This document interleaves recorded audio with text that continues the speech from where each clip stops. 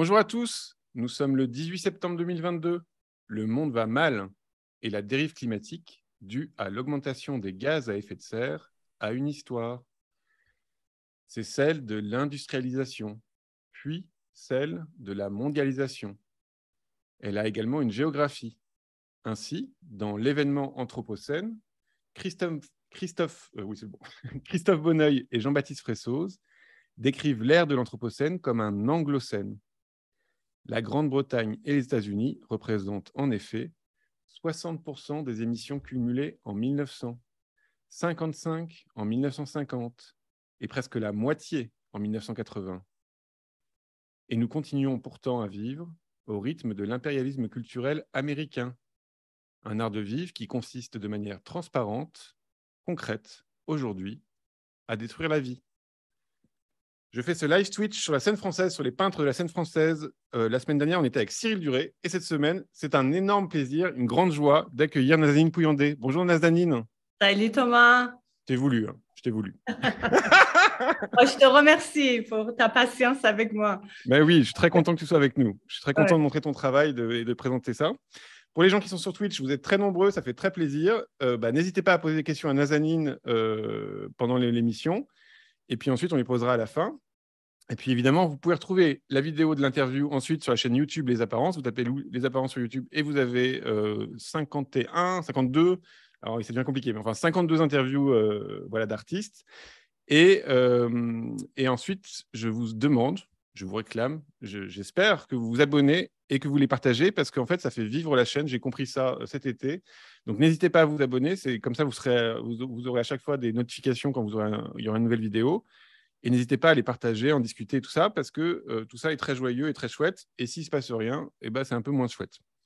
Alors, Nazanin, Oui. on va commencer à parler de ta peinture. Je t'ai demandé 5 de tes peintures qui résumaient ton travail et ton parcours. Et on commence avec un tableau qui date un peu déjà, puisqu'il date de 2009, qui s'appelle Agathe. Et tu m'as expliqué que c'était un peu une peinture liée aux Beaux-Arts de Paris où tu as fait tes études. Est-ce que tu peux nous en parler un petit peu de ton parcours d'étudiante et de ce tableau ? Oui, bien sûr. En fait, déjà, c'était très difficile. Je pense que ça doit être le cas pour beaucoup de peintres de juste choisir 5 toiles qui définissent le parcours de quelqu'un. Et d'ailleurs, c'est pour ça que je te remercie pour ta patience parce que l'année dernière, tu m'avais demandé de participer à l'émission. 12 fois, peut-être. Non, et je ne me sentais pas très à l'aise avec le système de questions, mais après, à chaque fois qu'on s'est croisés, on a tellement spontanément parlé de peinture qu'en fait, on est arrivé à la conclusion que ça serait dommage qu'on ne le fasse pas. Voilà. Alors, j'ai choisi cette toile. Exprès une toile plus ancienne qui explique aussi à partir de quel moment j'ai décidé, j'ai commencé à avoir le langage que j'ai encore aujourd'hui, qui a évolué dans le temps. Et bon, dans le premier regard, on pense, quand on connaît un peu les images mythologiques, on pense toujours tout de suite à Rémus et Romulus, le mythe mais renversé à l'envers. Donc, ce n'est pas des petits garçons avec une louve, mais c'est des petits… Donc, vas-y, raconte simplement l'histoire de Romulus et Rémus, parce que comme ça, c'est simple. C'est les créateurs de Rome, et d'un coup, ils sont nourris… Ces 2 enfants nourris par une louve. Abandonnés, qui sont nourris par une louve et après qui deviennent fondateurs de Rome. Et l'un des frères en tue un autre. Voilà. Et moi, tout simplement, comment j'ai été amenée à faire cette toile ça va expliquer comment je fonctionne toujours pour chaque toile. J'avais vu une publicité dans le métro de café, une publicité italienne, et c'était une femme qui allaitait des petits garçons et, dans cette position. Et c'était vraiment, j'avais trouvé ça, ça m'avait rentré dans la tête comme une flash. Et j'ai eu envie de travailler sur cette image. Et après, en fait, je me suis rendu compte que, ah oui, en fait, c'est une image mythologique renversée. Et en fait, je fonctionne toujours assez comme ça, c'est que je me sers d'imageries très populaires qui appartiennent à la grande masse et j'ai envie que cette image devienne à moi. Et une notion soit, en fait, qu'elle m'appartienne. Quelque chose Voilà, comme ça. et en fait, c'est la peinture qui me permet de faire ça. Et je trouve ça absolument fascinant. Et ça vient vraiment de mon instinct. Je ne me pose pas beaucoup de questions intellectuelles au départ. Comme par exemple, une fois que j'ai peint cette image, après, je me suis rendu compte que lupa, en latin, ça veut dire aussi prostituée. Et ça ressemble un peu au fonctionnement du rêve. Ça veut dire on a d'abord une image qui nous apparaît et après on l'analyse. Donc, moi, je fais toujours comme ça. Et le paysage, il est assez inventé aussi. Il y a beaucoup de références. Il y a aussi des parties qui viennent de la peinture de la Renaissance.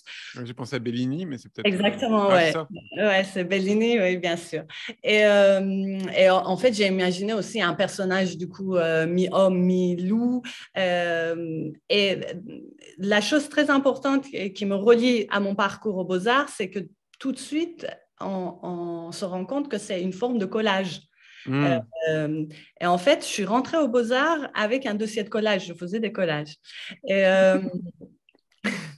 Et en fait, on a une private joke là-dessus avec Nazanin, c'est pour ça. Mais voilà. Oui, mais tu peux dire les private jokes. Mais c'est juste que je me suis trompé une fois et j'ai raconté que Nazanin faisait des miniatures au départ en arrivant aux Beaux-Arts parce que je parlais d'elle et voilà. Et donc elle était elle n'était pas fâchée, mais elle était genre, mais Thomas, j'ai jamais fait ça de ma vie. Pas du tout. J'ai dit.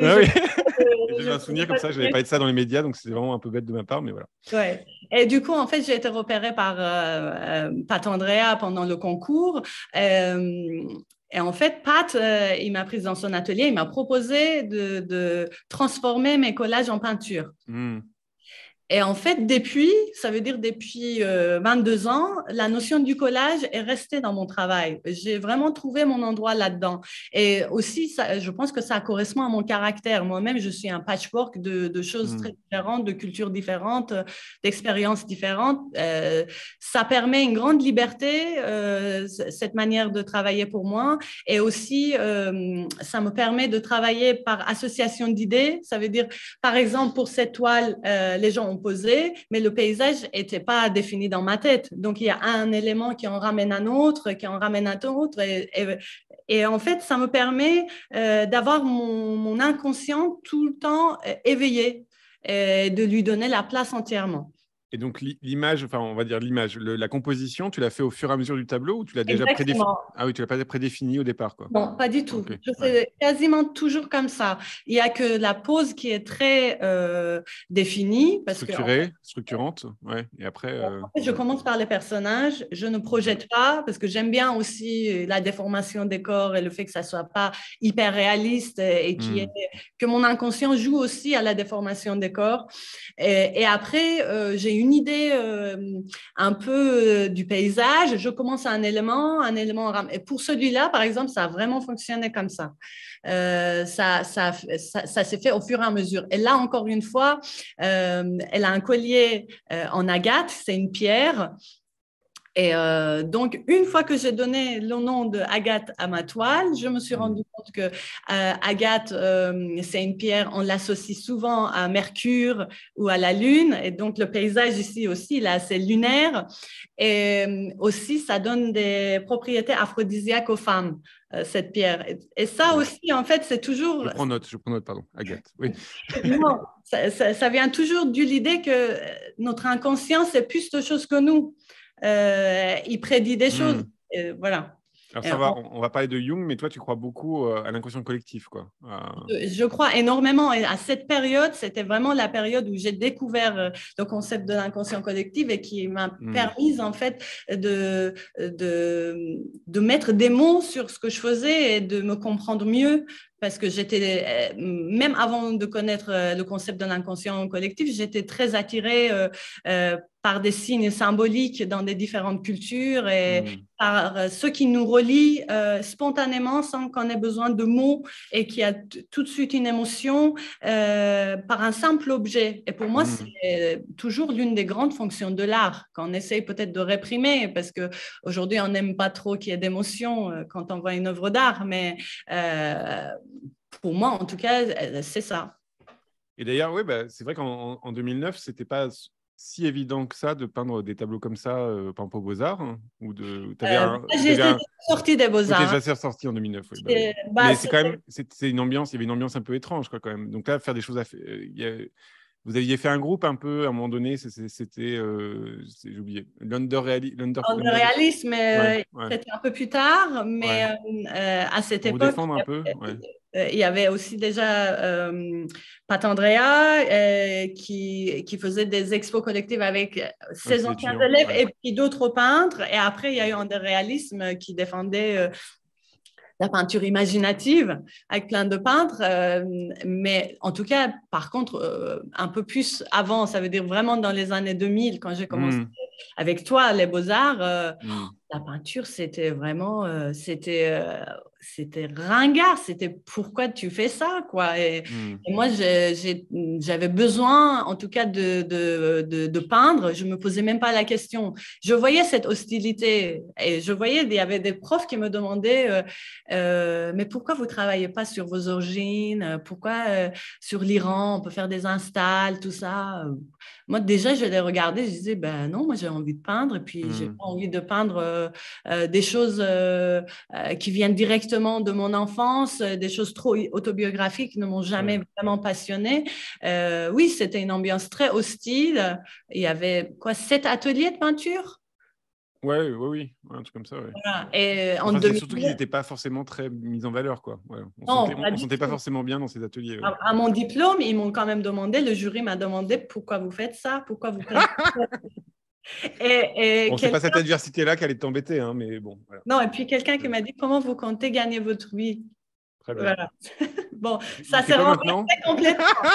Ça s'est Ouais, renversé complètement, hein, voilà, ouais. en peu de temps finalement.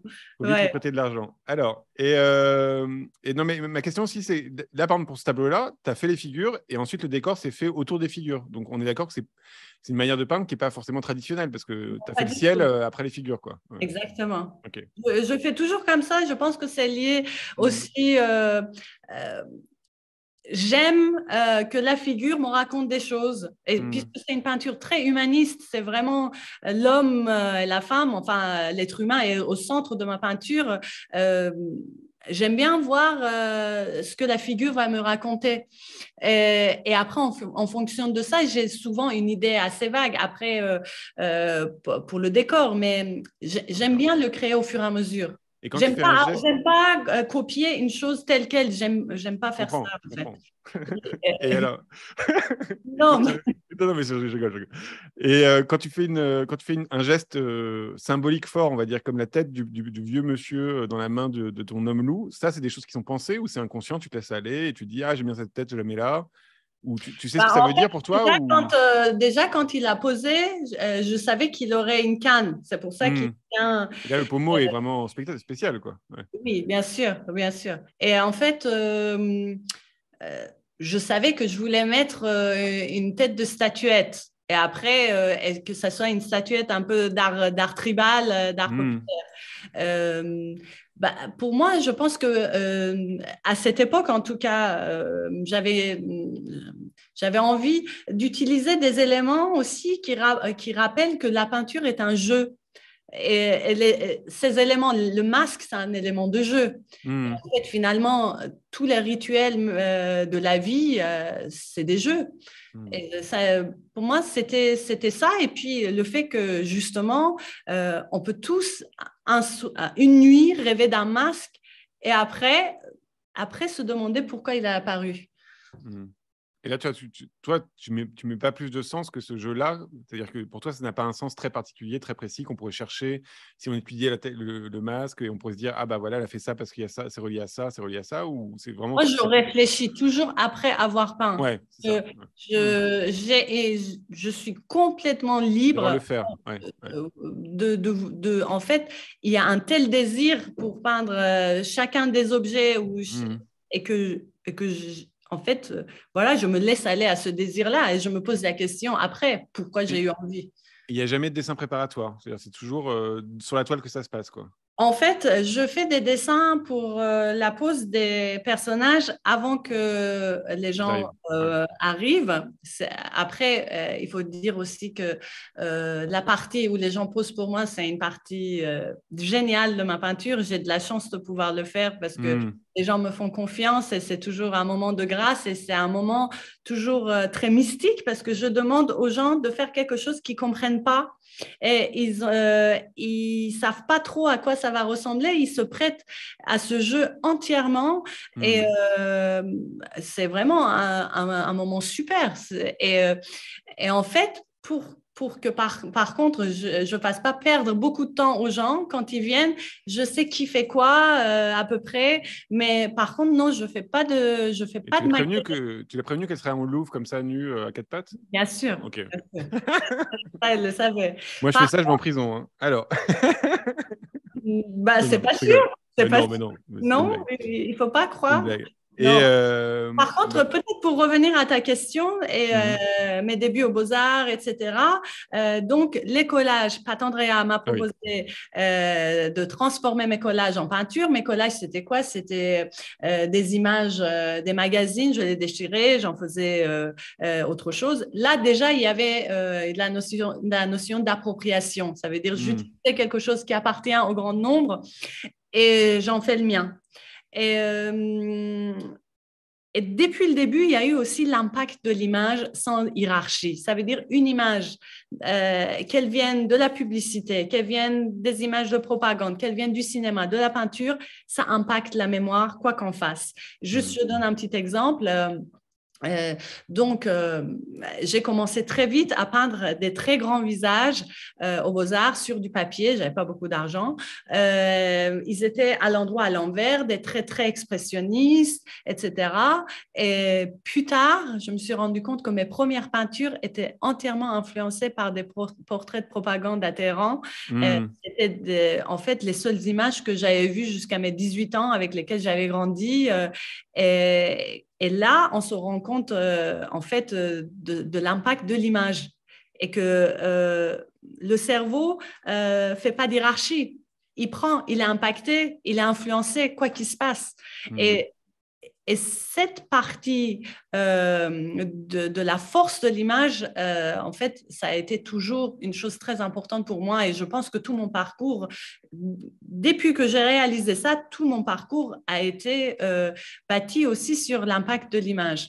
Et en fait, toutes sortes d'informations visuelles que j'ai connues pendant ma vie, d'une certaine manière, ont influencé et influent ce que je fais. Et Je juste, te coupe, mais c'est pour passer juste visuellement. Je voudrais qu'on passe au deuxième tableau qui s'appelle Cœur serré et justement repartir sur cette histoire-là. Serena aussi, c'était Céleste. Pardon, je me suis trompé de. Pardon, je me suis trompé. Oups. Oui, oui. Oui, oui. C'est les filles C'est dans les filles leur qui se tête. bagarrent, voilà. Ouais, on est d'accord. Pardon, excuse-moi. Oui, parce que je voulais rebondir sur le fait que, donc, toi, je t'ai entendu dire dans une interview avec Philippe Piguet que finalement, tu n'avais pas connu beaucoup d'images quand tu étais enfant.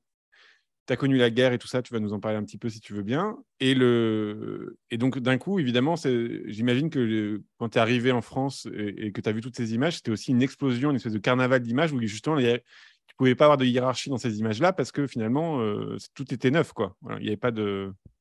Je te laisse nous en parler, pardon. Ouais. Et c'était, moi j'adore peindre, comment faire avec cet océan d'images et cet océan d'images qui, en fait, qui est démocratique, qui est à tout le monde. Là, pour le coup, il n'y a pas que certaines personnes qui ont le droit de voir dans les musées, c'est pareil, c'est complètement démocratique. Et pour moi, c'était comme un miracle. J'aimais toujours peindre et là, j'arrive à quelque chose.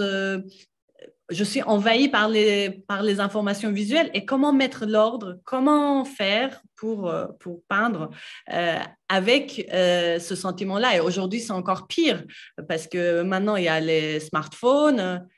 On est attaqué par les images toute la journée. Et Hmm. juste pour, en fait, j'ai pas fini Pardon, excuse-moi. question Ouais. de dessin préparatoire. En fait, donc après avoir peint tous ces portraits à l'endroit à l'envers, j'ai commencé à peindre des scènes qui se déroulaient dans des endroits publics, comme dans les casinos, dans les cinémas, etc. Et petit à petit, j'ai demandé à des copains de poser. je me suis aussi servi de beaucoup d'images de films. Je trouvais toutes ces images-là sur Internet. Là aussi, c'était démocratique, c'était à tout le monde. Une image qui appartient à tout le monde, comment en faire pour qu'elle soit intime, qu'elle soit qu'à moi? Et là, à cette époque, par contre, je faisais des maquettes sur Photoshop quand il y avait des grands espaces. Et aussi, je me suis rendu compte que peindre toutes ces scènes dans des grands espaces publics, c'était parce que je venais d'arriver en Occident, je découvrais l'Occident. C'était ma fascination pour des lieux publics que je ne connaissais pas, comme des casinos, comme des fêtes foraines énormes, comme il n'y avait pas non plus beaucoup de bars à l'époque quand j'ai quitté l'Iran. Aujourd'hui, c'est le cas, mais des bars, des lieux publics libres, etc. Donc, toutes ces scènes se passaient à l'extérieur. Petit à petit, les scènes sont devenues plus introverties, mon langage est devenu plus personnel et les scènes sont devenues plus végétales, plus voilà, universelles et on peut moins repérer un endroit très précis dans chaque toile. Alors, voilà. Il y a plus archétypique presque. Tu cherches à faire des décors archétypiques. Ouais. Bien sûr. Et là, pour revenir à ce tableau, toi, tu as connu la guerre? Oui, j'ai connu quand je suis née jusqu'à mes 8 ans. Voilà. Il y avait la guerre avec l'Irak. Donc en Iran, oui. En Iran. Et quand j'ai fait ce tableau, je n'ai pas pensé à mon enfance, mais c'est comme l'impact de l'image dont je parlais. Bien sûr, ma mémoire est impactée par tout ce que j'ai connu. En fait, cette toile est assez emblématique de ma peinture. Ça veut dire, en fait, dans mes peintures, il y a une tension qui vient du fait que les éléments ne vont pas dans le même sens. Il n'y a pas un sens unique. Et là, par exemple, il y a un paysage en fait, il y a des ruines de guerre. On voit même des traces de balles en haut sur les toits, là. Et les filles, par contre, sont habillées comme pour aller à la fête. Elles se bagarrent, mais elles ne sont pas si malheureuses que ça. Et en fait, c'est ça la vie, c'est cette complexité. Et aussi, il y a une telle accumulation de détails et d'éléments qu'on arrive presque à une forme d'abstraction. Et c'est une explosion de couleurs. Et à l'époque, j'ai peint ça en 2016, je me souviens aussi, j'étais complètement fascinée par les images des bombardements qui passaient de la Syrie, en fait. Et parce que je me suis intéressée à un moment sur le concept de beauté de catastrophe, qui a été aussi… très romantique, oui. Voilà, parce qu'en fait… ça procure, regarder des scènes catastrophiques procure une sorte de plaisir.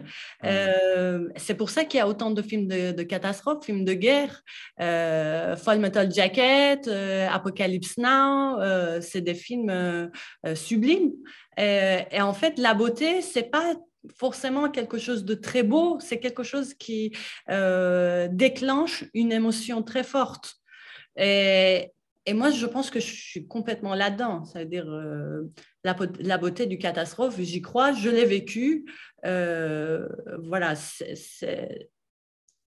Et alors, là, de représenter, parce que tu as fait des tableaux d'incendie, tu as fait des tableaux comme ça de ruines et tout ça. Et alors, ça ne te pose pas un problème moi, je me suis retrouvé à inviter Pierre Vatte à la Villa Médicis. Je mettrai en lien la conférence où il parle de ça, justement, parce que c'est une question esthétique et donc éthique de est-ce que si on montre quelque chose de catastrophique et qu'on le rend beau, est-ce qu'on ne le rend pas désirable, quoi. Et là, enfin, c'est très bien mes problématiques, mais aujourd'hui, on est quand même dans un monde où si on rend la catastrophe désirable, je ne sais pas, à la Anselm Kiefer ou l'esthétique comme ça, l'esthétique des ruines, bon, ben, c'est vite fait que on accélère les choses plutôt qu'autre chose, quoi. Donc, comment tu te situes par rapport à ça, parce que c'est… ce n'est pas désirable. C'est difficile comme question, hein, mais… Moi, ce que la j'aime dans son tableau, là, c'est que la vie est plus forte, en fait. C'est-à-dire qu'il y a beau avoir des ruines… du monde. Oui, bien sûr. L'artiste, je ne pense pas qu'il déclenche quoi que ce soit comme catastrophe. L'artiste, c'est le miroir du monde. L'artiste, il ne va pas désirer… D'ailleurs, c'est là la liberté de l'art. Ce n'est pas l'artiste, il ne va jamais tuer personne. il peut fantasmer des choses. Et aussi, ce que je te disais, la beauté, ce n'est pas, c'est pas forcément juste quelque chose de sublime, c'est quelque chose qui t'hypnotise. Cela, pour moi, ce n'est pas, tu vas avoir le désir de le déclencher, de devenir pyromane. Parce que de toute façon, quoi que l'artiste fasse, les incendies, les guerres, les éclatements de frontières font partie du monde. Et donc, on est juste le miroir du monde. On ne peut pas, là, ce on qui peut prend pas le cœur dans ton... désirer Bien sûr. qu'il y ait plus de guerre. Non, pour moi, ça me paraît absurde. Là, ce qui prend le cœur dans ton tableau, c'est le fait que les femmes sont en train de se bagarrer entre elles, qu'elles sont très bien habillées, c'est presque joyeux, c'est presque qu'elles font pour de faux, quoi. Et évidemment, elles sont au milieu des ruines des hommes, quoi. On sait très bien que c'est pas elles qui vont faire la guerre comme ça. Ouais. Après, moi, je ne divise pas le genre humain. Je ne dis pas, oui. je parle de femme parce que je suis une femme. Mais pour moi, ce n'était pas un tableau anti-homme du tout. Non, bien sûr. Ah non, mais je ne pense pas que ce soit un tableau anti-homme, mais il y a quand même ce truc-là où on sent que c'est un jeu, alors qu'elles sont mieux que quelque chose de sérieux. Et là, bien sûr. Mais à la base, l'envie de faire la guerre, c'est une envie infantile. Hein, ça vient de l'enfance. Donc, d'une certaine manière, c'est un jeu. La guerre est un jeu, malheureusement. Et ton goût pour les motifs ou comme ça, ça c'est parce que c'est un plaisir de peinture, c'est parce que tu penses que ça a un sens, on va dire au sens iranien du terme, c'est-à-dire que d'un coup il y a toute une culture quand même du motif et qui a un sens, ou c'est vraiment plus parce que d'un coup, évidemment, ça fait des aplats de peinture géniales et de rythme dans le tableau. C'est formel ou c'est... Encore une fois, c'est lié à un événement inconscient. En fait, en 2011, j'ai été invitée pour faire une exposition en Iran sans y aller parce que je ne peux plus retourner en Iran. Et par contre, à l'époque, je peignais beaucoup de nus et je ne pouvais pas exposer ces toiles-là. Donc, on m'a dit, si tu veux faire une expo en Iran, il faut couvrir tes personnages. Donc, je me suis dit, tant pis, je vais accepter le challenge et je vais faire les mêmes scènes que d'habitude, sauf elles vont se passer en hiver. Et en fait, j'ai commencé à peindre les tissus. Et en peignant les tissus, le tissu a pris une part entière complètement dans ma peinture qui n'a rien à voir aujourd'hui avec l'expo de l'Iran, etc. J'ai pris ce plaisir-là et je me suis dit, en fait, ça devient une partie méditative parce que plus tu fais les motifs, là, il y a des robes, j'ai passé 3 jours sur une seule robe. Tu arrives presque à un état d'élévation. Et en fait, j'ai kiffé ça. Et après, on peut dire oui, parce que tu es d'origine iranienne et que de toute façon, en art islamique, il y a énormément de motifs. Ouais. Par opposition aux figures, parce qu'en islam, tu ne peux pas peindre une figure, sinon tu rivalises avec Dieu. Donc, moi, je suis une déesse. Donc, par contre, tu peux faire des motifs géométriques, ce qui est une manière de méditer et d'arriver à un état de transe, en fait. Et donc, voilà, je pense qu'il y a un sens symbolique dans le fait de peindre des motifs et il y a un vrai plaisir de peinture. Et c'est d'abord un plaisir de peinture, quoi. C'est ça que je voulais t'entendre dire. Si on réfléchit vraiment, ça s'est fait. C'est arrivé comme ça.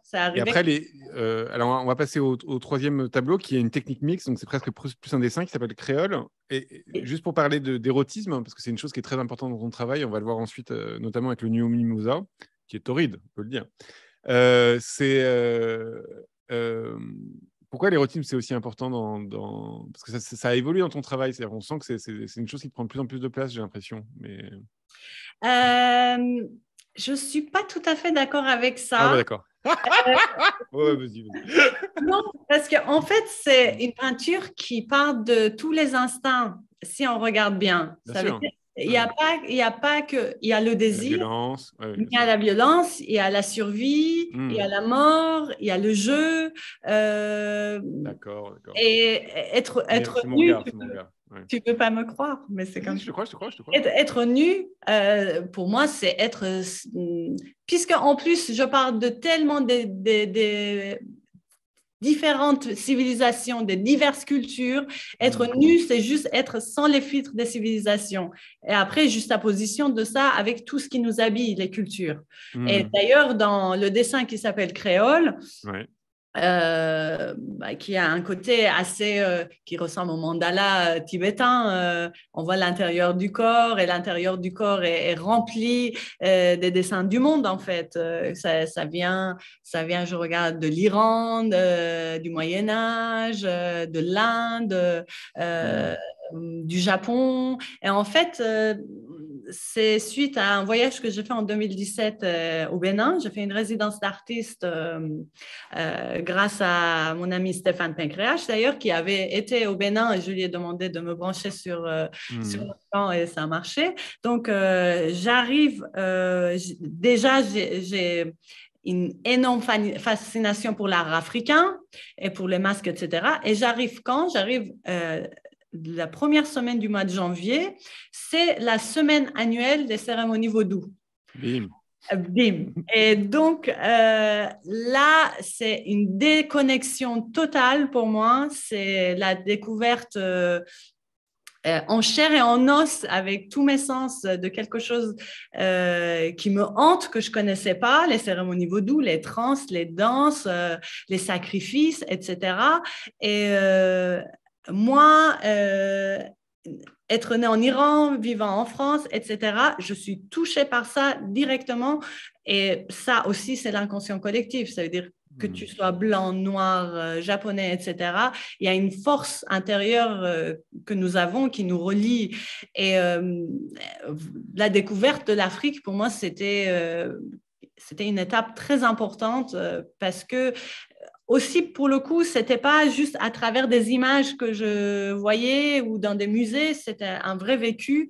Comme aussi, j'ai été en Inde, j'étais aussi au Tibet, et à chaque fois, les voyages, parce que moi-même, je deviens quelqu'un d'autre après ces voyages-là. Et en fait, à l'époque de ce dessin, donc, je me suis beaucoup intéressée à Édouard Glissant et sa théorie de créolisation. C'est pour ça que le dessin s'appelle aussi créole. Comme quoi, en fait, si tu mélanges deux cultures à un niveau égal, il en sort une troisième chose. C'est le principe de la troisième chose. Ça veut dire une troisième chose, c'est toujours, de toute façon, d'une certaine manière géniale parce qu'elle est imprévisible. Parce que tu mélanges deux choses prédéfinies, plus ou moins. La troisième chose, c'est un accident. Et bon, lui, il parle à la base de migration des peuples africains, l'esclavage dans d'autres continents et ce qui en est sorti comme art. Mais en fait, son principe de créolisation compte absolument pour tout. Et dans ce sens-là, moi aussi, je suis un être créolisé parce que j'ai voyagé et puis je suis influençable dans le côté information visuelle, mais aussi dans le sens. Je suis très sensible aux humains. Les humains que je rencontre transforment mon être, mon art. Et donc, voilà, ce dessin est arrivé à ce moment-là. Voilà. Et tu dirais que tu as un pays, toi, ou pas? C'est-à-dire, tu dirais la France, c'est mon pays, ou l'Iran, c'est mon pays, ou tu t'es plus Non, flottante? Je pense que mon pays, c'est l'aventure. C'est l'endroit c'est l'endroit où je suis vraiment moi-même, je suis libre. J'adore la France, c'est la France qui m'a permis de m'épanouir, d'être libre, d'être l'artiste que je suis.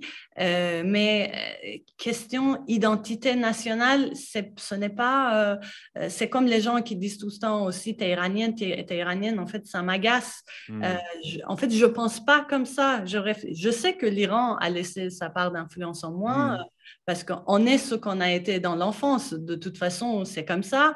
Mais quand je me lève, je ne me dis pas je suis iranienne ou je suis française. Je sais que je suis bien ici. Et, non, ce n'est pas. D'ailleurs, aujourd'hui, on est de plus en plus des êtres nomades. Il y a de plus en plus de guerres, d'éclatements de frontières. On n'est plus juste une identité statique, quelque chose de stagne, de quelque chose de figé.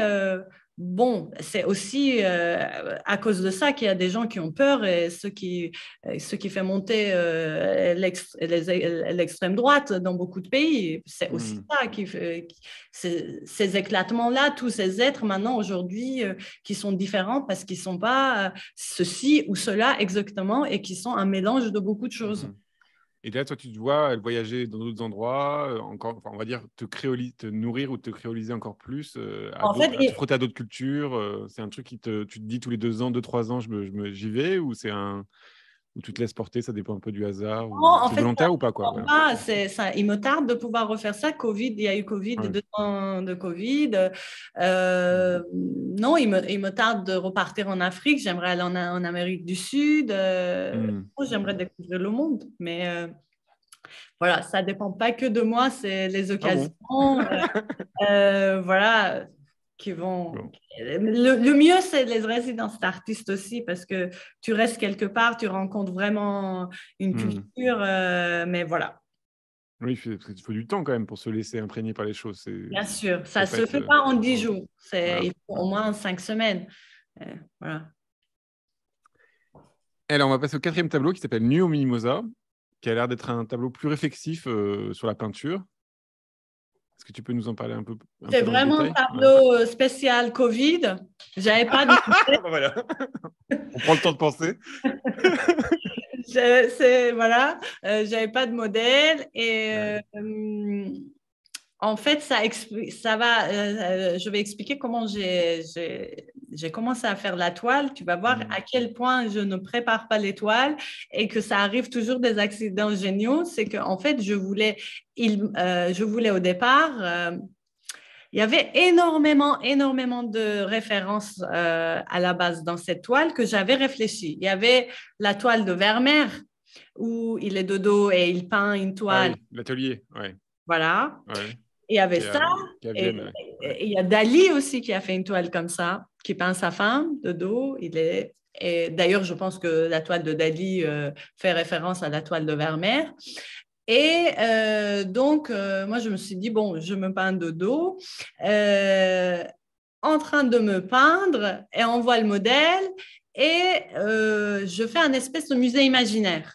Ce que je fais depuis 2-3 ans, je fais des références complètement à des choses qui me plaisent dans l'histoire de l'art du moment. Alors, à cette époque, c'était Bonnard, il y a Matisse, il y a Gauguin. Ouais. Voilà. Et alors, j'ai commencé à faire des croquis quand même sur la toile, de moi en train de me peindre et donc moi en modèle aussi. Et je me suis dit, il manque quelque chose, ça peut aller plus loin, le délire hypnotique. Et ben, j'ai ajouté encore un autre personnage qui est en train de peindre la scène. Et en fait, j'aurais pas pu faire un dessin préparatoire. C'est vraiment, moi aussi, je me mets là-dedans comme dans un jus et je décide des choses au fur et à mesure. Et pour moi, c'est un tableau, c'est un hymne à la peinture. Ça glorifie la peinture, mes références. Et voilà, je trouve qu'il y a beaucoup d'ironie aussi dedans. Il y a de l'ironie parce que, en fait, derrière la toile qu'elle est en train de peindre, en fait, il y a une partie de la toile Nuit au Mimosa de Bonnard. Ouais. Et le carrelage, jaune, ouais. Voilà, c'est ça. Et le carrelage aussi, c'est une autre toile de Bonnard que j'ai mis derrière. Et après, en parlant des références qui vont arriver plus tard, il y a aussi un côté comme si on est sous effet d'une drogue. Tu regardes des vivres de loin. Ouais. Voilà, tu rentres dans un truc et après, tu vois qu'il y a encore quelque chose derrière et quelque chose derrière et comme si ça n'avait pas de fin. Voilà. Et pour justement peut-être revenir au monde des informations visuelles, c'est encore une fois pour dire que voilà, la peinture ancienne, la peinture dans le sens global aussi a énormément d'influence sur moi, autant que l'art tribal. C'est aussi quelque chose de très, très important. Moi, j'ai appris vraiment à peindre en allant dans les musées. Pour moi, c'est un temple, les musées de la peinture. Et le fait de t'amuser avec, parce que ça existe quand même pas mal dans ta peinture, la figure, on va dire sadomasochiste ou des choses comme ça de soumission, il y a le masque, ça c'est des... Ça, c'est encore un jeu, hein. C'est encore Ouais, rajouter c'est des jeux un d'adultes. élément de jeu. Ouais, ouais. D'ailleurs, c'est pas forcément sadomaso, ça peut être juste rigolo. Ouais. Oui, Voilà. oui. Je veux pas de détails, mais... Il n'y a pas à se faire du mal ou des choses comme ça. C'est des masques, c'est des éléments de jeu, en fait. Voilà. Parce que d'un coup, ça marque quand même le tableau. Tu vois, le fait que ça soit que Oui, le personnage masqué qui... parce que c'est une information visuelle très forte aussi. C'est du noir, c'est un masque, ça cache le visage. Et là, en fait, il n'y a aucun visage qu'on voit de face. C'est aussi un jeu avec ça. Je me suis dit que tu étais prête à te représenter comme modèle et pas forcément comme peintre. C'est-à-dire que d'un coup, le peintre, tu voulais qu'il se fasse oublier un peu de la peinture, quoi. C'est la peinture qui est importante. Ça peut être une bonne interprétation aussi. Ouais. Et le côté méta, c'est-à-dire que ça, tu as fait pas mal de tableaux comme ça où le tableau est en train de se peindre, où il y a une figure qui sort du tableau, qui est dans un autre espace. Le côté... Alors, c'est image dans l'image dans l'image, mais c'est aussi une manière de montrer l'artifice, quoi, de tout le temps, d'être dans l'artificiel. Je dirais plutôt, c'est pas artifice, on n'est pas dans le réel, on est dans le jeu. Ceci n'est pas une pipe de Magritte. Ceci est une peinture. Et en fait, ce système de mise en abîme que en fait, j'ai commencé à faire il y a plusieurs années, j'ai trouvé ça, mais ça m'a éclaté parce que ça me donnait beaucoup de possibilités de composition. D'un coup, on voyait quelqu'un d'en haut, les gens étaient de face, on savait, le spectateur est complètement perdu au début, il comprend pas place, ils lui font un temps pour voir qu'en fait, non, c'est quelqu'un qui est en train de peindre cette image. Et j'aime bien aussi que le spectateur prenne un temps devant chaque toile. Moi, je mets beaucoup de temps pour faire mes toiles. Et j'aime bien que le spectateur soit perdu au début, il prenne son temps pour déchiffrer plus ou moins au fur et à mesure la scène. Et oser des coups comme mettre tes fesses au centre du tableau, presque. Ça, c'est presque une provocation, non, c'est-à-dire quand même le tableau est centré sur tes fesses, quoi. C'est-à-dire je suis désolé de le dire comme ça, mais ça me gêne de te le dire d'un coup, de voir ton visage, ton expression quand je dis ça. Mais le fait est que c'est une provocation assez grande parce que tu assumes complètement le corps. Tu vois, tu t'assumes, non? Pour moi, mes fesses, c'est aussi important que ma tête ou mes jambes. Oui, mais là, c'était pas, Bon, c'était pas du tout une d'accord. provocation. Après, c'est vrai que c'est un tableau, comme beaucoup de mes tableaux, très frontal. Voilà. Quelque chose de c'est très courageux, presque. frontal. Ça fait partie de la construction habituelle de beaucoup de mes toiles. C'est pas courant, mais c'est comme ça. Je vois comme ça des fois. En fait, c'est intéressant parce que le réel de chacun est différent. Le réel de chacun, c'est une expérience. En fait, c'est accumulation d'expériences sensorielles de chacun. Un coucher de soleil, moi, je le vois différemment que toi. Et moi, je pense que j'ai une vision comme ça, très frontale du réel. Moi, je vois souvent les choses comme ça. Et quand je commence une toile, je sais que ça va être très frontal, je sais que ça va être très central et je sais que ça peut heurter. Mais c'est comme ça. Moi, ce n'était pas une question de heurter, c'était une question de l'assumer. Parce qu'on pourrait dire que, je ne sais pas, il y a tout un espèce de vague contre des femmes peintres sur Instagram qui montrent leurs fesses et leurs tableaux à côté et tout ça. Là, on pourrait dire que tu assumes ta féminité, tu assumes ton corps, tu assumes d'être séduisante à un endroit où il y a d'autres peintres qui ne feraient pas ça comme ça. C'est ça que je veux dire. Je pense que c'est plus une toile sur la peinture que sur le fait d'assumer d'être une femme et être désirable ou pas. Ok, parce que peut-être que je le vois comme ça parce que je suis un gros homme blanc, mais il y a quand même un truc où tu te prends comme modèle, tu vois, d'un coup tu te regardes comme modèle en train de... Enfin voilà, il y a un truc... C'est une liberté aussi, heureusement. Bien sûr. Ah non, mais carrément, pour moi c'est de la grande liberté. En fait. Bien sûr. Ouais. Voilà. Alors, on va passer au dernier tableau, comme ça je m'en tire. Et donc, c'est une espèce de... Donc, c'est Résurrection. C'est un tableau qui date de 2021, avec plein de détails gourmands, de matière, de texture que j'aime beaucoup.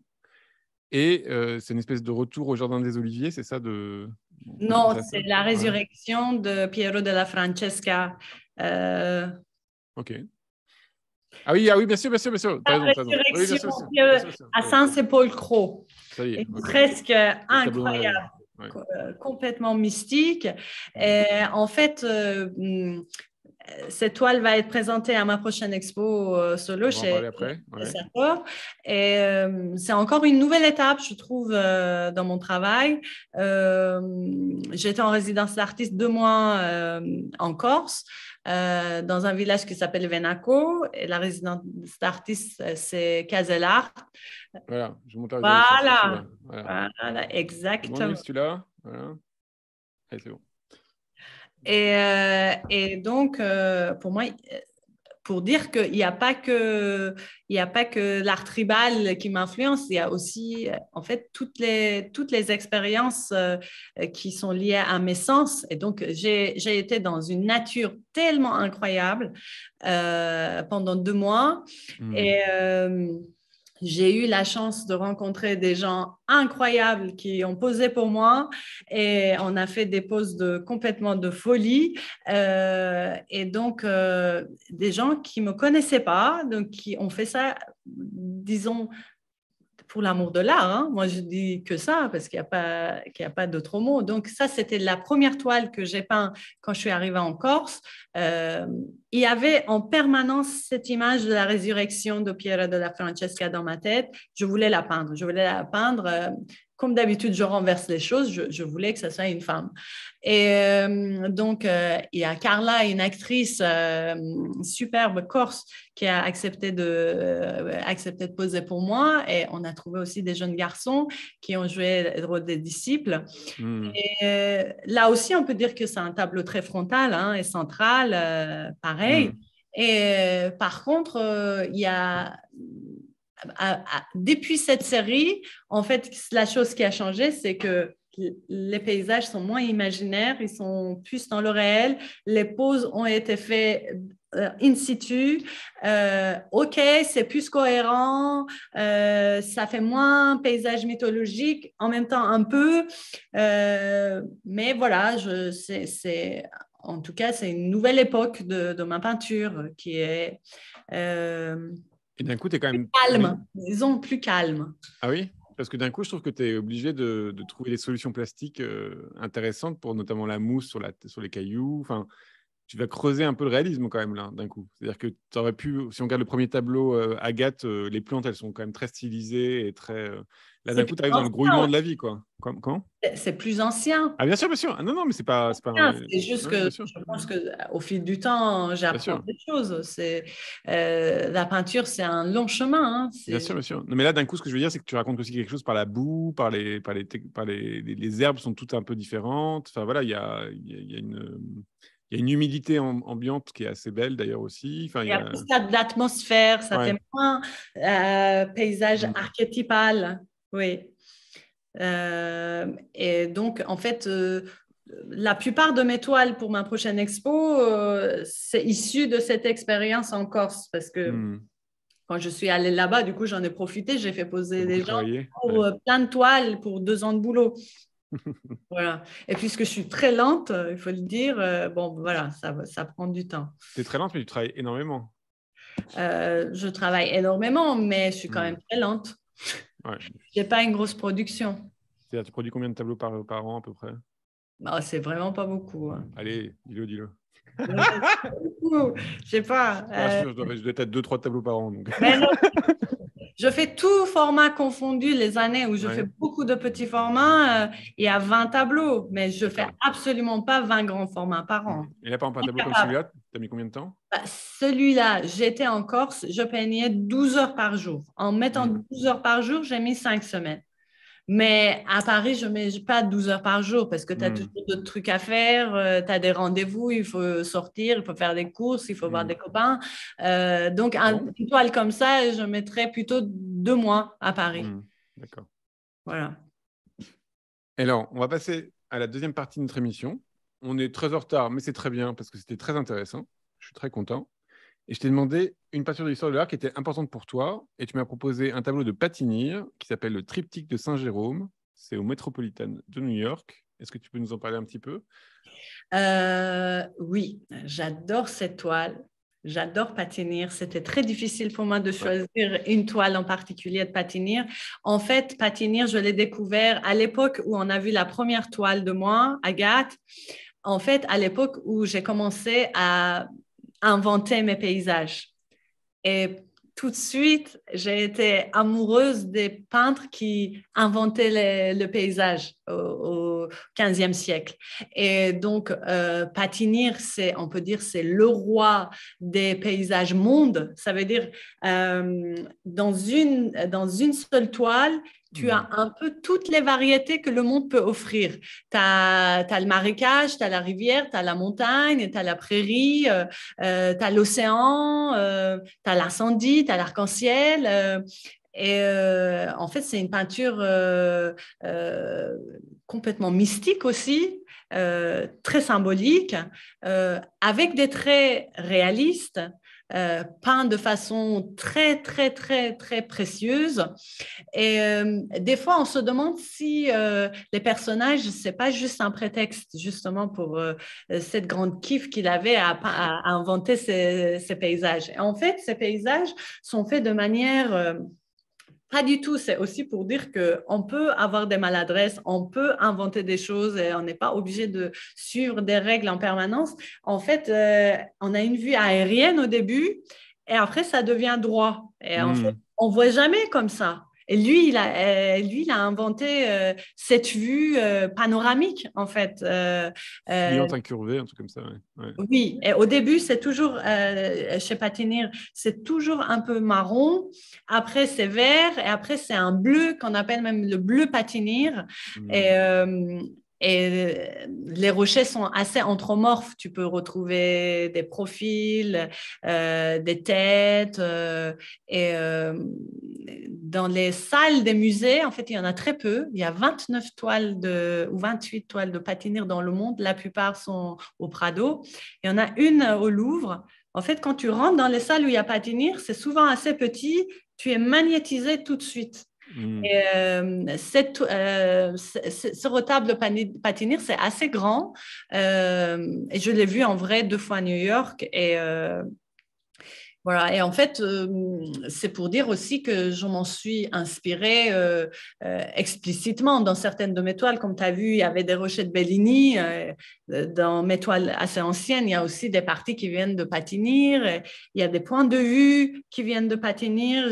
J'ai peint une toile qui s'appelle La Tentation, qui est d'après une toile de Patinir qui s'appelle La Tentation.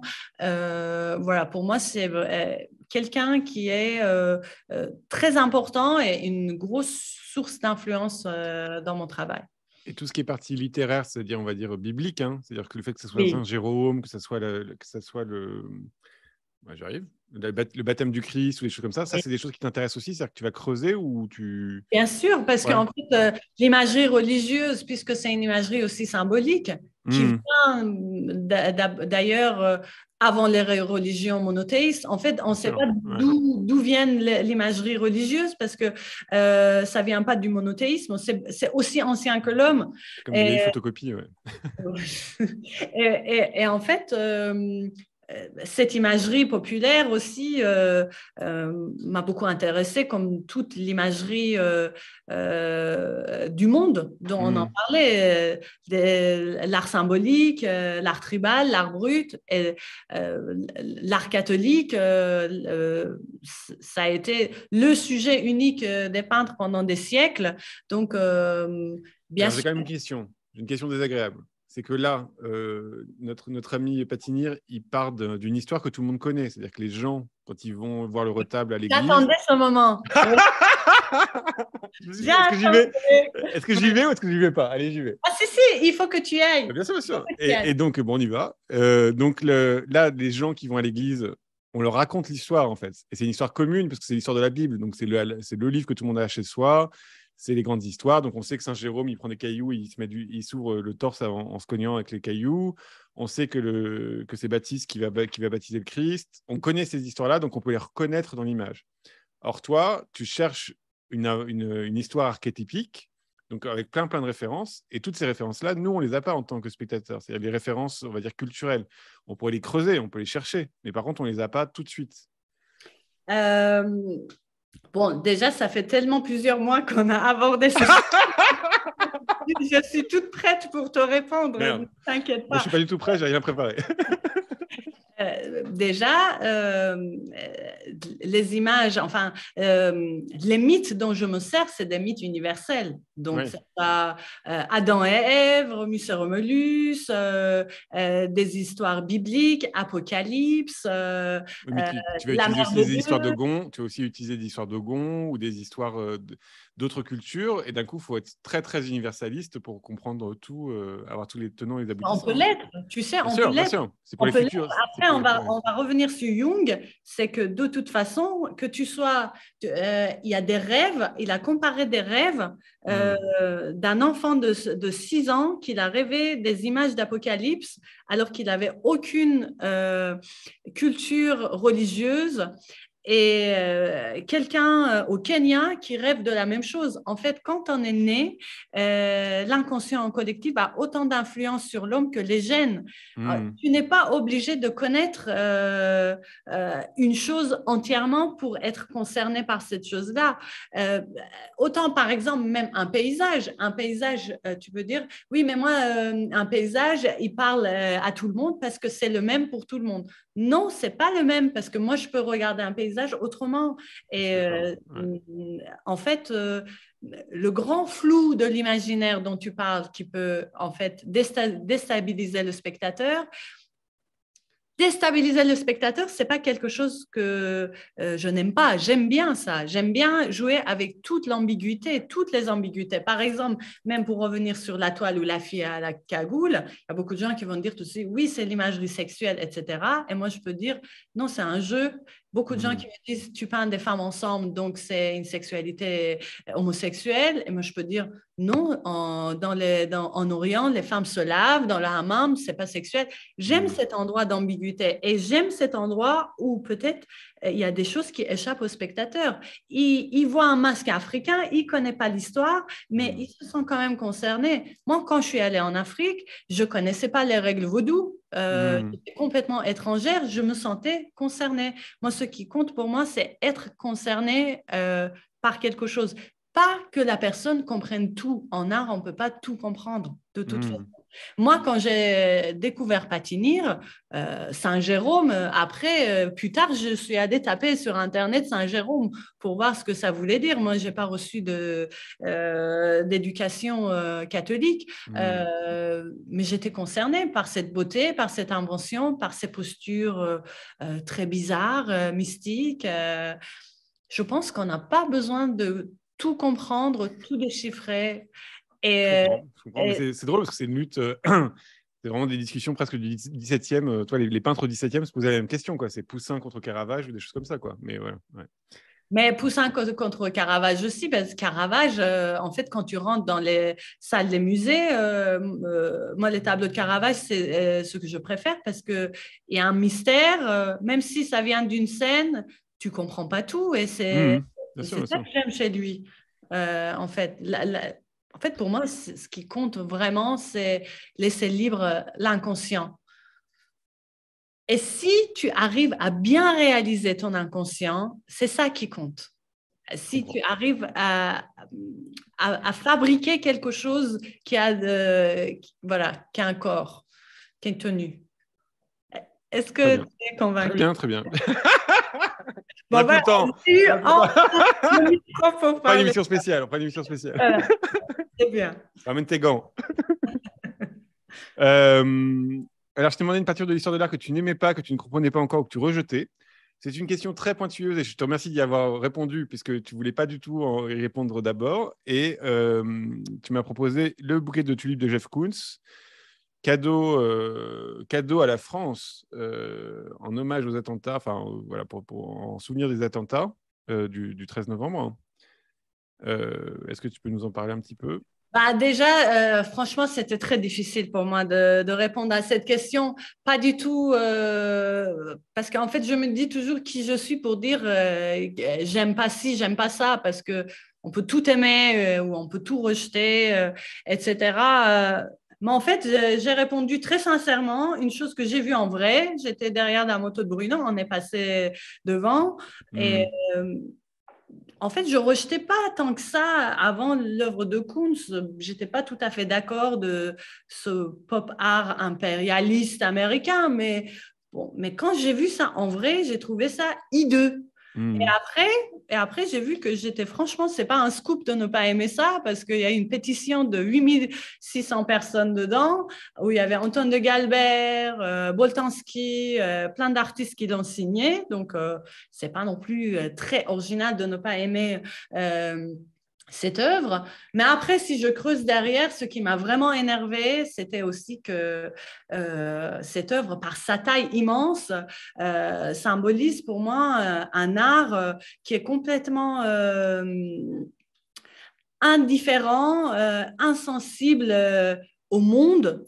Alors que soi-disant, parce que c'est une œuvre hommage aux victimes du Bataclan, c'est une œuvre complètement ironique, avec une ironie qui est maintenant très répandue dans l'art américain, new-yorkais. Et moi, je trouve ça indélicat envers la sincérité de l'ampleur des sentiments, des émotions des victimes de Bataclan.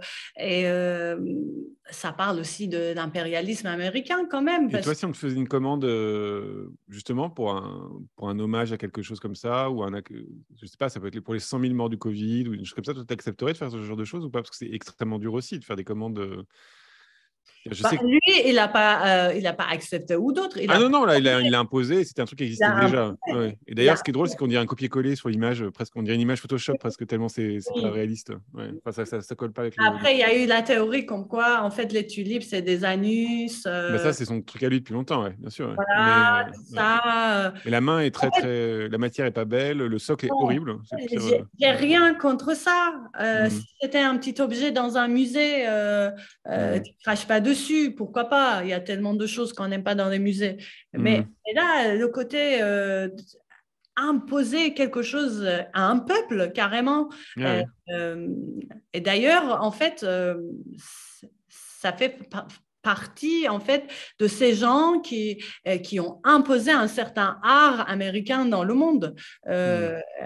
Surtout l'art, il ne faut pas que ça parte des choses qui tourmentent, il ne faut pas que ça angoisse, il faut que ça soit fun. Everything is beautiful, ouais. Voilà, on est en Disneyland en permanence et bon, pour moi, pourquoi pas? Mais pour moi, l'art n'est pas comme ça et surtout, je n'ai pas envie de voir ça quand je passe derrière le Petit Palais. Après, Est-ce que j'accepterais de faire une toile pour un événement dramatique, tu voulais dire? Ouais. Bah, les drames, c'est un peu ma tasse de thé, donc oui, oui, non, oui, franchement. Accepterais, quoi, c'est ça que je veux dire. C'est que si ça t'intéresserait à une commande publique comme ça, on te donne un grand mur ou une chose comme ça t'intéresserait quand même de travailler dessus. Ah oui, j'aimerais bien. Moi, j'aimerais beaucoup faire des grandes fêtes. Voilà. Non, parce que c'est une chose étonnante, c'est qu'on se plaint de Jeff Koons qui a fait ça, mais on pourrait se plaindre aussi de la mairie de Paris ou même de l'Élysée qui n'a pas pensé à vouloir faire des hommages à cette histoire, quoi. Il y a eu Banksy, il y a eu Jeff Koons. Il n'y a pas eu de commande française. La mairie de Paris a été bien critiquée, hein, vraiment, sur cette histoire de Koons, hein, parce que la pétition était à Hidalgo. Hein. Non, mais je crois que c'était 2 millions d'euros, ça coûtait à installer ce Koons. On aurait pu penser à avoir plein d'œuvres d'art contemporain dans le Grand Paris, si on voulait faire le Grand Paris, à 100 000 balles par artiste. Et puis voilà, on en faisait un bon paquet, quoi. Voilà. C'est une autre question, la question des politiques et l'art, c'est une autre question. Et bon, de toute façon, tout ce qui est lié à la politique comme art, c'est pas forcément très intéressant, je trouve. Hein. C'est compliqué. Bon, allez, passons ce sujet-là. Voilà, c'est un sujet très vaste. On pourrait en parler, mais je crois que. Oui. Parlons de choses belles. Et je t'ai demandé une œuvre qui avait nourri ta pratique et tu m'as proposé un film de Gaspard Noé qui s'appelle Enter the Void avec Paz de la Huerta. J'ai rien à dire tellement je suis modèle. Alors, allez-y. C'est vrai? Ouais. Tu l'as vu ce film? Ah oui, je l'ai vu, bien sûr. Bon, pareil, en fait, c'était très difficile pour moi de choisir. J'avais quand même envie de choisir un film parce que j'aime beaucoup le cinéma, je regarde énormément de films. Et il y a aussi des scènes de certaines de mes peintures qui viennent de quelque chose que j'aurais vu dans un film. Gaspard Noé, c'est un cinéaste que j'aime énormément parce qu'il prend vraiment beaucoup de risques, il va au fond des choses, il n'a pas peur de créer de l'angoisse chez le spectateur. Il croit aux images, il fait des belles images aussi. Il fait des belles images, c'est fort, ça part des instincts premiers. Et j'ai vu tous ces films, sauf le dernier là, qui est sur des gens âgés. Ça, je ne l'ai pas vu. Mais Into the Void, c'est l'un de ces derniers. En fait, je l'ai vu il n'y a pas longtemps, donc je peux en parler mieux que Love ou Climax, que j'ai énormément aimé aussi. Et, Into the Void, en fait, d'une certaine manière, ça parle aussi du voyage de l'âme. Donc, aussi tout ce qu'on dit depuis le début. En fait, ça parle d'un jeune un peu paumé au Japon, à Tokyo, qui vit avec sa sœur et pour gagner sa vie, il deal. Et il est en train aussi de lire au début du film un bouquin sur la mort chez les Tibétains, sur la vie après la mort chez les Tibétains. Et en fait, là où il a un coup de génie, c'est que tout le film, la caméra, c'est l'acteur. Donc, on voit tout ce qui se passe, c'est les yeux de l'acteur. On ne le voit qu'une seule fois, l'acteur, c'est dans le miroir. Sinon, c'est ce que lui, il voit. Il meurt au début du film, donc à cause des histoires de deal par les flics. Et il voit ce qui se passe après lui dans la vie. Donc, c'est des plans flottants comme ça, très doux. Ouais. Et il a pris énormément de risques. À l'époque, il a inventé beaucoup de choses. Le film a été un désastre complet pour les producteurs. Ça n'a pas du tout marché. Les gens n'ont pas du tout aimé parce qu'il est long, parce qu'il y a beaucoup d'images qui sont liées au voyage qu'on fait si on a pris beaucoup de drogue et qui sont pour moi comme des poèmes mescaliniens d'Henri Michaud. En fait, c'est très, très poétique. Ça n'a rien à voir avec quelque chose de morbide, même si ça parle de la mort, ça parle en fait de l'imaginaire, de l'imagination. Et voilà, c'est encore une fois... c'est mieux de le voir au cinéma, parce que d'un coup, il y a quand même... Parce qu'il avait fait une version 3D. Ah oui, ça, j'ai pas vu ça. Voilà, il avait fait une version 3D. Et bon, j'aurais aimé, je peux te dire les noms, j'aurais aimé parler aussi de Bruno Dumont, parce que j'aime énormément. Aussi, lui, il se sert beaucoup de l'inconscient collectif, des grands thèmes, surtout religieux, voilà, Adevich, toute l'humanité. Son dernier film, France qui était très bien aussi sur le journalisme d'aujourd'hui. Super. Et alors, je t'ai demandé un livre sur l'art qui t'a influencé. Et là, tu m'as proposé, évidemment, Carl Gustav Jung, L'homme et ses symboles. Oui. Alors, je peux même faire de la pub, parce que j'annonce qu'il va ressortir, il va être republié en octobre. Par contre, ça coûte 95 €, mais on voit que l'intérieur est très beau, donc voilà, peut-être ça vaut le coup. Il y a des images. Il y a des mises en page jolies. Ouais.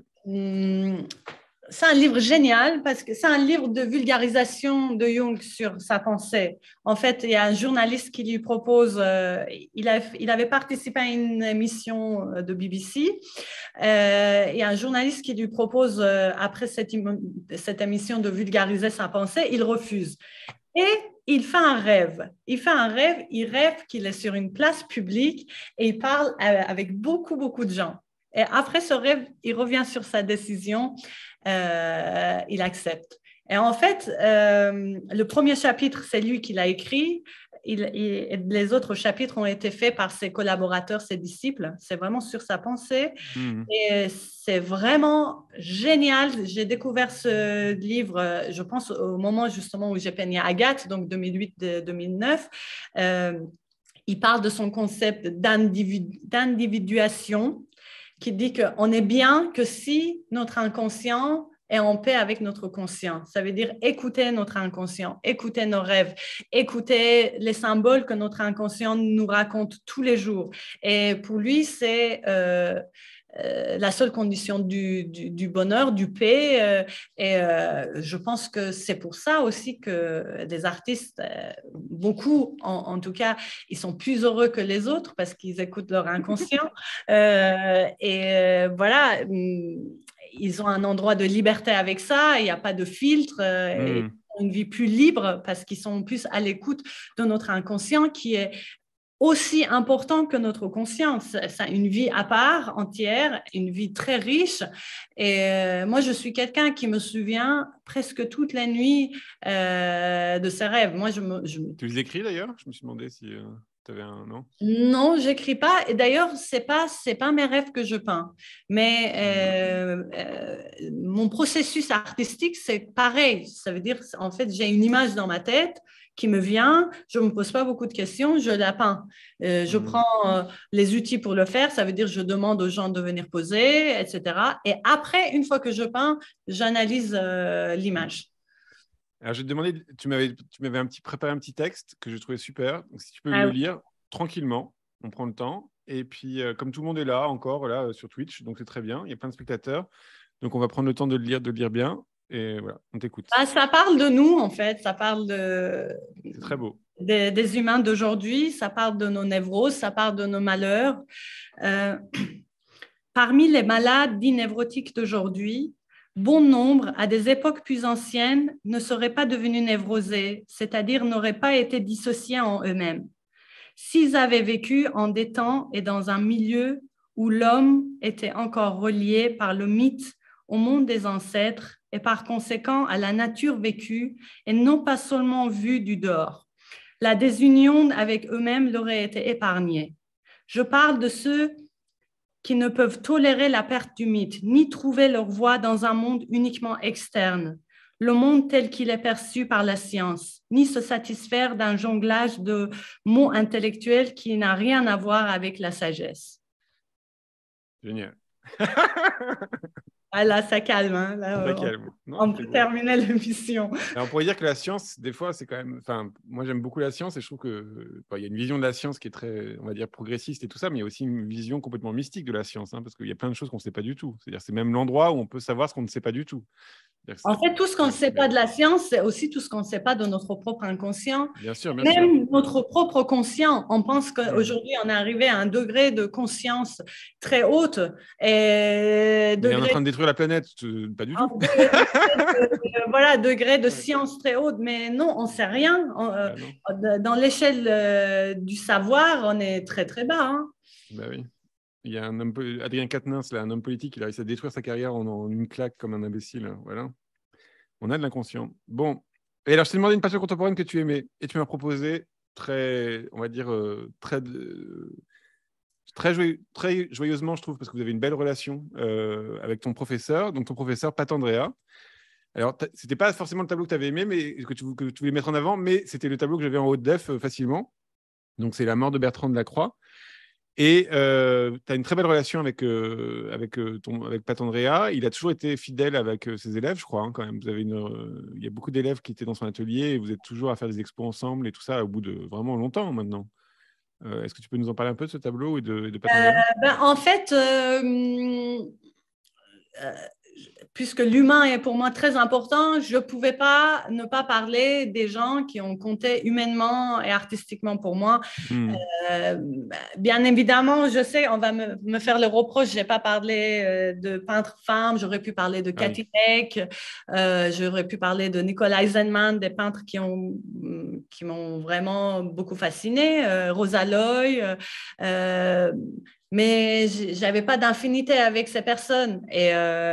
Et Pat Andreas, c'était mon prof, c'est lui qui m'a vraiment protégée aux Beaux-Arts parce que je venais de quitter l'Iran un peu de façon catastrophée et qui a été… un peu, totalement, de manière catastrophique. Qui a été mon père artistique, en fait. Et artistiquement, ce que j'aime chez Pat, c'est ce moment de déséquilibre qu'on voit en permanence le monde en train de se déséquilibrer. Mais ça, c'est très important pour moi dans la peinture, parce que la peinture est toujours, d'une certaine manière, un moment de déséquilibre aussi, quelque chose en devenir. Et aussi, quand j'ai vu les peintures de Pat, c'était des figures que j'avais jamais vues. Ça veut dire vraiment des figures inventées. L'œuvre que je voulais, dont je voulais parler, c'était un peu une arnaque parce qu'il y a 48 œuvres dans l'œuvre. Ouais. Donc, parce que pour moi, c'est vraiment très difficile de choisir une seule œuvre de quelqu'un.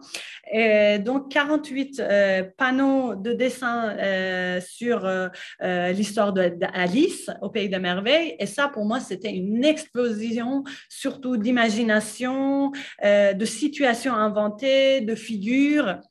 Et alors, la mort de Bertrand Delacroix, j'ai appelé Pat aujourd'hui pour qu'il me parle un peu de sa toile quand même. Cette toile, je l'ai vue en vrai dans son atelier, dans plusieurs expos. Et si on voit bien en haut, en fait, on voit un parachutiste Ouais. tout petit. En fait, c'est son galeriste qui est mort comme ça, Bertrand Merde. Delacroix, aux États-Unis, oui, avec d'ailleurs un chien, je pense, parce qu'il prenait, il adorait ce sport, il prenait toujours son chien. Et pour moi, ce qu'il a raconté, c'est qu'en fait, quand quelqu'un meurt, comme ça, c'est rien, on ne le voit même pas. On voit que ce qui est devant nous. Et c'est ça aussi la vie. Tu vois ce qui se passe C'est un peu devant la tes chute d'Icare de yeux. Bruegel, ouais. Voilà. Ouais, Voilà, exactement. Il m'a parlé de chute d'Icare de Bruegel. Et ce que j'aime aussi beaucoup chez Pat, c'est les chevelures. Les formes très géométriques qui sont assez joyeuses en fait. Et pour revenir à Pat et ce qu'il a fait, en fait, c'était vraiment l'une des personnes à l'époque qui adorait la peinture, qui réunissait les gens autour de la peinture. Et tout ce qui se fait aujourd'hui un peu chez les jeunes peintres, etc., lui, il le faisait à l'époque avec ses moyens, avec sa manière de faire. Il réunissait ses élèves, plus les peintres qu'il aimait. Et c'est aussi comme ça que je me suis fait des grands amis peintres. C'était grâce à Pat Andrea, grâce aux expos collectifs qu'il organisait avec nous.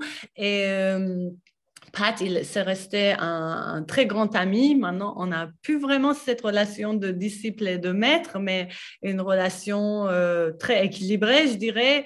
Et il n'habite pas très loin de chez moi. Et t'en prends soin. Je t'avais vu un repas prendre soin de lui. J'ai trouvé ça trop mignon. Ouais. Et bah, je trouvais franchement lui. naturel de parler de lui, aussi vu mon histoire, parce que mon histoire est particulière et je pense qu'à une certaine époque, j'avais vraiment besoin de la protection et d'amour et de bienveillance. Et Pat, il a vraiment été là pour moi. Et en plus, c'est un grand artiste. Donc voilà. Trop bien. Et alors, je t'ai demandé une peinture contemporaine française que tu aimais, et tu m'as proposé Simon Pasieka, qui est allemand, mais qui vit en France. C'est ton grand ami, Simon Pasieka. Si les gens habitent en France, tu peux leur Et oui, bien sûr. Mais Et toi, tu habites en France aussi. Ouais. Lui, c'est pareil. Juste, je précise que Simon Pasieka, vous pouvez retrouver une émission que j'ai faite avec lui, Les Apparences. J'adorais la refaire, et je pense qu'on va la refaire, parce qu'en fait, il était dans les Vosges, ou je ne sais plus quoi, dans la montagne, et ça ne captait pas très bien. Ouais. Voilà, c'est un très grand peintre, donc peut-être on la refera, voilà, tout bêtement. Et donc là, c'est un grand tableau qui s'appelle Horizon, qui est un peu vieux d'ailleurs, qui date de 2002. Est-ce que tu peux nous en parler un petit peu ? Bah, Simon, c'est pareil. En fait, j'ai énormément d'amis dont j'aurais aimé parler. Mais Simon, il a quand même une part importante dans ma vie. Je l'ai d'ailleurs rencontré par Pat. Et aussi, c'est un très grand artiste. Moi, quand j'ai vu le travail de Simon, franchement, j'ai appris des choses sur la peinture. Je peux dire que j'ai beaucoup regardé les toiles de Simon se faire et j'ai toujours été vraiment admirative parce que aussi ce qui compte pour moi quand on voit une peinture, c'est de voir l'âme de l'artiste. Et Simon, c'est quelqu'un, on voit son âme, on voit sa poésie, on voit sa personne. Et il ne peint pas juste par des postures ou par des théories, justement, dont Jung dit blabla de sagesse. Il n'y a pas de blabla de sagesse. On voit sa folie dans sa peinture. Et déjà, il y a aussi une exécution qui est vraiment très particulièrement remarquable. Et en fait, il arrive à peindre toutes les scènes qu'il imagine à peu près de façon plutôt très convaincante, très réaliste. Et les scènes, des fois, ça peut être assez dingue, comme là, c'est carrément une scène de science-fiction. Alors, je l'ai appelé, il m'a dit des choses que je n'ai pas très bien compris. Mais je vais quand même le dire. Il a dit qu'on voit des bouteilles de Klein et que d'ailleurs, c'est un scientifique qui a acheté cette toile. J'ai regardé la toile encore, je n'ai pas vu les bouteilles de Klein. Je ne sais Je sais pas pas ce que où. c'est les bouteilles de Klein alors. Voilà, d'ailleurs, moi non plus, mais ce que j'aime bien, c'est que je Il y pense a les qu'il transparences, il y a ces couleurs un peu. y a beaucoup de transparence, il y a Ouais. des objets. La ville en bas à droite, là, elle est géniale. Ouais. Et il y a des objets qui sont très symboliques aussi. Il y a aussi des figures un peu archaïques derrière, Ouais. avec des masques, etc. Et il y a des objets, par exemple, il y a la boule là, qui tourne entre les jambes de la fille, objet assez phallique, mais Ah, voilà, c'est ça, les bouteilles de Klein. c'est... Voilà. Ah oui, c'est Les ça. bouteilles qui se remplissent elles-mêmes. Ah oui, donc c'est en transparence alors. Ah oui, donc je pense que j'ai vu. Hmm. Je crois que c'est dans les reflets. Ouais, c'est ça, c'est dans les reflets, ouais, plus que. Ouais. Dans les reflets. Et voilà, pour moi, c'est vraiment c'est une superbe toile. Et lui, justement, dans les matières, il a une manière de faire qui est très étrange, qui est de. On va dans son atelier et d'un coup, il a un bout de doré. Et en regardant le bout de doré, il arrive à inventer des formes en arrivant à avoir la matière du doré, quoi. Enfin, c'est assez magique, hein. Il est assez alchimique, assez alchimiste Exactement. comme peintre. Ouais. Ouais. Et il n'est pas, ce que j'aime bien, c'est que sa technique change. Il n'est pas Mhm. stagne. Par exemple, à l'époque, c'était des choses beaucoup plus plates et sèches. Ouais. Aujourd'hui, il y a beaucoup plus de matière. C'est plus sensuel. Dans les plantes, il est tellement fort. Ouais. Voilà. C'est très grand peintre. Bon, bah super, Nadine, hein. Très intéressant. Alors, tu as un petit peu d'actu quand même. Dis Oui, donc, même, tu en as même beaucoup qui arrivent. Tu as 2 expos personnelles. oui, La première exposition, c'est à Romainville, dans la galerie Sator, ton galeriste. Ça va oui. s'appeler Calisté et c'est du 6 novembre jusqu'au 10 janvier à peu près, c'est ça? De 6 novembre au 6 janvier. Ah bah voilà. Et justement, Grosse expo. il y a beaucoup de nature, beaucoup de la Corse, beaucoup de femmes. Wouhou. Et voilà, c'est très joyeux. Et voilà, venez nombreux. Et, Ouais. et après, ah oui, tu n'as pas encore dit après. Et donc ensuite, tu as une exposition à Arcueil, Expo solo aussi. qui est presque une rétrospective, quoi. Oui, ça réunit des œuvres de plusieurs années. Donc ça, c'est l'espace Julio González, c'est avec, voilà. Ouais. Et c'est du 18 novembre au 7 janvier, c'est ça? Oui, je Voilà. pense. Ça, on avait vu par exemple l'expo de Marlène Moquet là-bas, on avait vu des photos de ça. Et ça, il y aura combien de tableaux? Bah, c'est parce qu'il y a de la place. Hein. Bon, je pense qu'il y en aura pas mal. Je ne sais pas Ouais, trop, hein. vous n'avez pas encore On n'a bien. pas encore choisi les œuvres. Mais on a, voilà, on a Très la bien. liste et il faut qu'on fasse la sélection. Donc voilà, 2 grosses expos. Donc à la fin de l'année, c'est Nazine Pouillandé, quoi. Voilà, c'est la phrase. Et il y a un catalogue qui sort aussi à Génial, l'occasion des 2 expos. Oui. trop bien. Donc ça, c'est fait le catalogue avec Arcueil ou c'est les deux ensemble? C'est les deux ensemble et c'est Laurent Verneuil qui sort ça. Comment s'appelle l'édition? Lord Byron. Ok, ça, je ne savais pas, je ne connais pas. Et alors sinon, tu as une exposition des femmes guerrières du 4 février au 2 juillet. Donc là, on a tout le temps à Béthune à la Banque, c'est ça? Oui, Et tu voilà. seras également au MoCo. Il y a une grande exposition qui se prépare au MoCo. On n'en dit pas trop de choses, mais c'est en février, je crois. Ça commence en Oui, février. non, c'est en mars maintenant. Ah, c'est en mars maintenant. Ok. Tu es dedans aussi. Je suis dedans, mais je regarde pas mes mails, donc d'un coup, je sais Dedans, pas. Comment? tous nos copains sont dedans aussi. Voilà, il y aura beaucoup, beaucoup de monde. Et d'ailleurs, c'est possible que je fasse des choses avec eux aussi autour des apparences et de l'expo. Et Oui. enfin, tu as une exposition au Mucem où là, bah oui, d'ailleurs, en fait, il y a ton portrait que j'ai fait de toi qui sera au Mucem. Ouais, ouais, ouais. Voilà. Ben, Donc ça, voilà. c'est Du 14 octobre au 12 décembre. voilà, et c'est Mathieu Mercier qui fait ça. C'est une installation. En fait, je viens de l'apprendre, je ne savais pas. C'est une installation de Mathieu Mercier avec une centaine d'artistes. Ça s'appelle l'Ami Modèle. Et chaque peintre a peint une autre peintre. Et toi, t'as peint qui alors? Moi, j'ai peint Stéphane Pécréache Ouais. et Madeleine Roger-Lacan. Ah oui, très bien, très bien. Voilà. Moi, j'ai peint Nazanine Pouillandé. Enfin, je fais fusionner, j'ai mis au fusain. Et il y a Gaël Davrinch, il a fait mon portrait. Alors, je ne l'ai pas encore vu, mais j'ai hâte de le voir. D'accord. Ok. Voilà, bon, super. Cool. Et alors maintenant, je vais demander à Nils, notre réalisateur, s'il y a des questions sur le chat. Moi, je trouve que ça a coupé un petit peu. J'ai vu qu'il y avait du monde qui passait. Tout à fait. Ouais, je vous écoute. Alors, première question. Quelle est votre vision de l'imagerie publicitaire? Euh, Bah, ça t'intéresse si tu. Ouais. Oui, bien sûr, mais je penserais la même chose que des portraits de propagande. Ce n'est pas quelque chose que j'affectionne en particulier, parce que c'est des images très efficaces. Le concept, c'est pour faire vendre, mais quand même, ça affecte quand même notre mémoire visuelle. De toute façon, ça trace. Quand on est peintre, ça nous trace d'une certaine manière.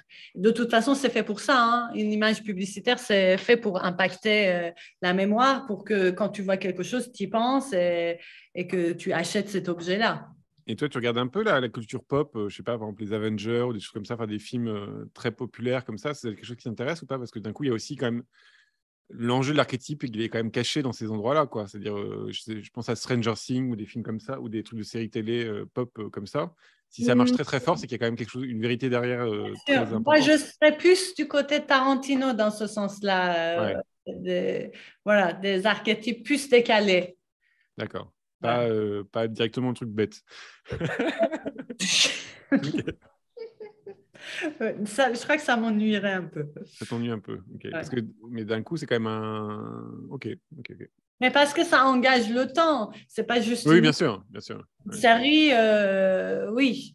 Donc, tu regardes pas de séries, tu regardes pas trop de séries, Oui, j'ai regardé très peu de séries dans ma vie. Ouais. Les 3 séries que j'ai adorées, c'est Six Feet Under, La une mort. série. Et après, comment ça s'appelle la série sur le mec qui fabrique des drogues qui a Oui, Breaking Bad. Ouais. Breaking Bad, je trouve ça La génial. loose. Ouais. Voilà. Et Tchernobyl, c'est bien. Ouais. Non, sinon, je suis pas très série. Et Bureau des légendes aussi, c'était intéressant pour moi, même pour le fonctionnement du service secret. Ouais. En tout cas, il faut que ça m'intéresse vraiment beaucoup, une série, pour que je regarde. Tu tiennes. Ok. Voilà. Une question, Nils? Quelles sont les couleurs de votre palette? Les couleurs de ma palette, on m'a souvent dit que ce n'est pas des couleurs très occidentales. C'est un bleu assez particulier, un vert assez particulier. Je mélange énormément. Je pense que ça, c'est justement la partie de moi qui est assez iranienne et qui m'échappe. Ben, c'est souvent inconscient les couleurs. Hein. Mais tu as beaucoup de couleurs sur la palette ou tu me fais beaucoup de mélanges? Je fais beaucoup de mélanges, mais j'ai Ouais. beaucoup de peinture aussi. C'est genre, t'en as combien à peu près? Tu dirais, si tu avais une palette, si tu dois te déplacer, tu prends combien de tubes de peinture, quoi? Une vingtaine, une trentaine? Plutôt une vingtaine. Ouais, donc c'est pas non plus. Et le rose, parce que tes personnages, ils ont souvent des peaux assez homogènes entre chaque personnage, quoi. Il y a quand même un truc où le rose est choisi. Ça, c'est une chose qui est importante pour toi? C'est voulu ou c'est inconscient ou c'est... Disons que je commence à me poser beaucoup cette question. Ah merde. Je commence à varier un peu les couleurs, les teintes des peaux. Ouais. Voilà. En fait, je ne sais pas si c'était si important que ça. Je peignais les corps, j'adorais peindre les corps, les reflets, etc. Et je ne me disais pas c'est trop rose, c'est trop jaune, parce que j'aimais que ça fasse aussi des personnages peints, que ça ne fasse pas réaliste. Je pense qu'au fur et à mesure, c'est en train de changer, c'est en train de devenir un peu plus jaune. Tu comprends ce que je veux dire? Oui, bien sûr, bien sûr. Ouais. Voilà. Super. Nils, une dernière question? Oui, une dernière question. Voulez-vous raconter une histoire avec vos toiles comme Patinir? Ah bah voilà, c'est un peu ce que...